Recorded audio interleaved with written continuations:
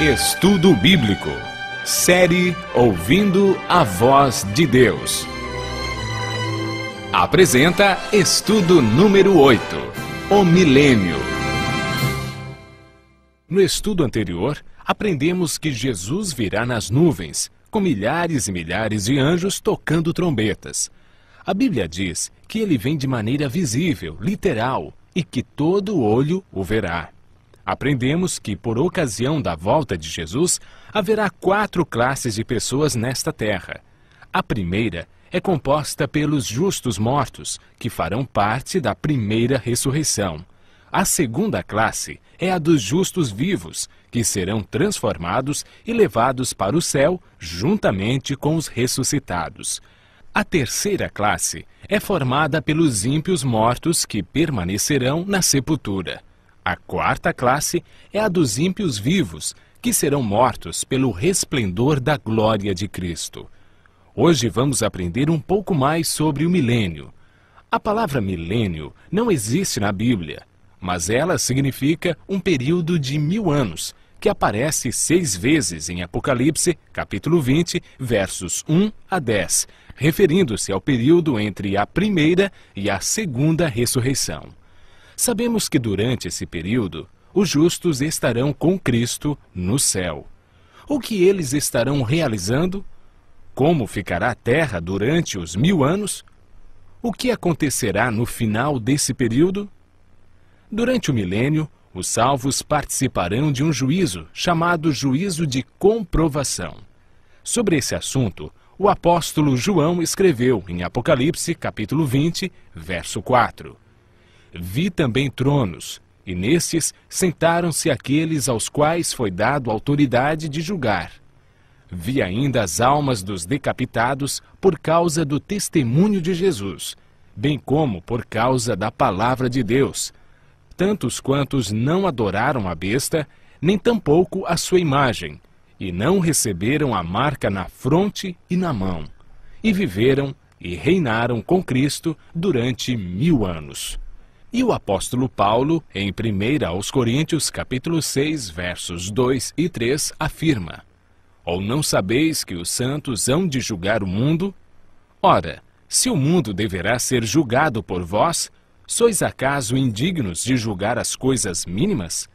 Não sabeis que havemos de julgar os próprios anjos? Quanto mais as coisas desta vida. Esse julgamento que ocorre durante o milênio não decide quem está salvo ou perdido.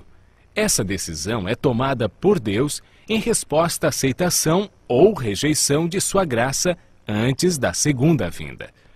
Todos aqueles que não participaram da primeira ressurreição ou não foram transformados, estarão perdidos. Esse julgamento no qual os santos participam tem o propósito de responder a qualquer questão que os justos possam ter sobre a razão pela qual os ímpios se perderam, confirmando o veredito de Deus sobre eles. Enquanto isto ocorre no céu, qual é o cenário aqui na terra? O profeta Jeremias, no capítulo 4, verso 23 a 26, e capítulo 25, verso 33, responde a esta pergunta: Olhei para a terra, e ei-la sem forma e vazia, para os céus, e não tinham luz. Olhei para os montes, e eis que tremiam, e todos os outeiros estremeciam. Olhei, e eis que não havia homem nenhum, e todas as aves dos céus haviam fugido.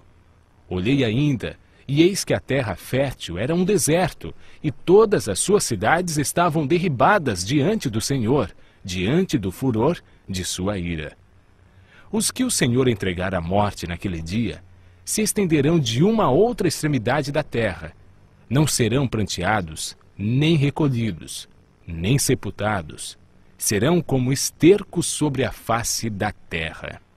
O milênio é o período em que cumpre essa profecia, quando a terra ficará sem forma e vazia, como um deserto, como um abismo.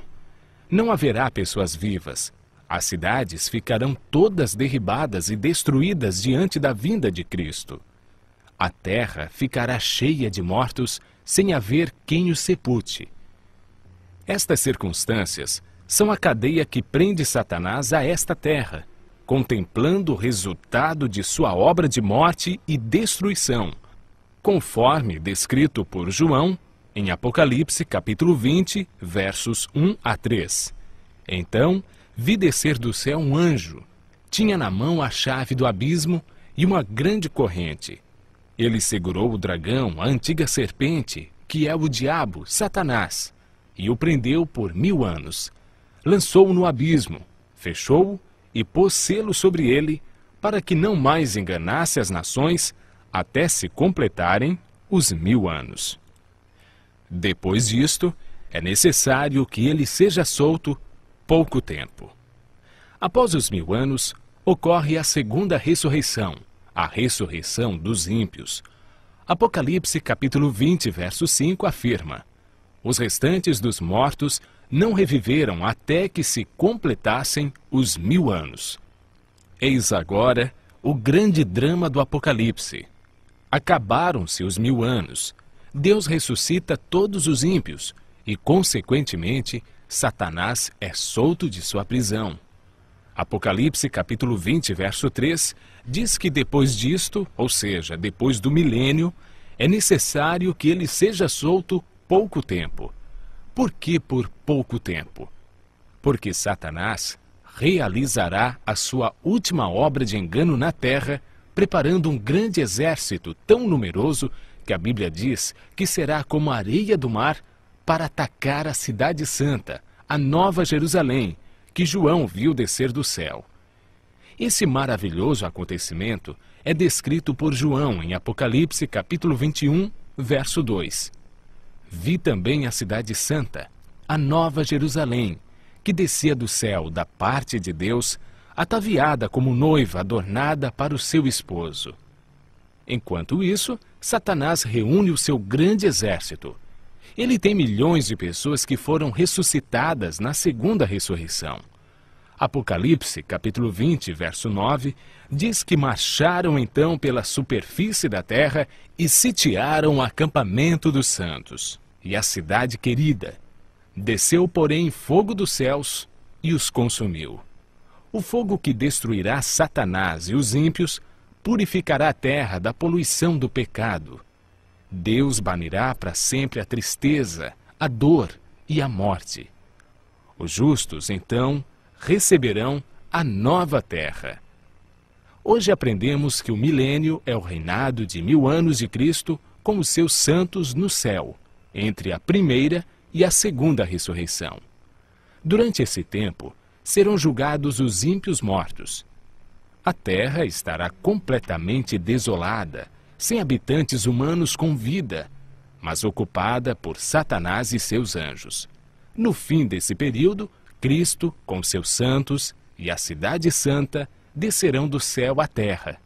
Os ímpios mortos serão então ressuscitados e com Satanás e seus anjos cercarão a cidade. Mas fogo de Deus os consumirá e purificará a terra. O universo ficará assim eternamente livre do pecado e dos pecadores. Continue ouvindo a voz de Deus e se preparando para um novo céu e uma nova terra.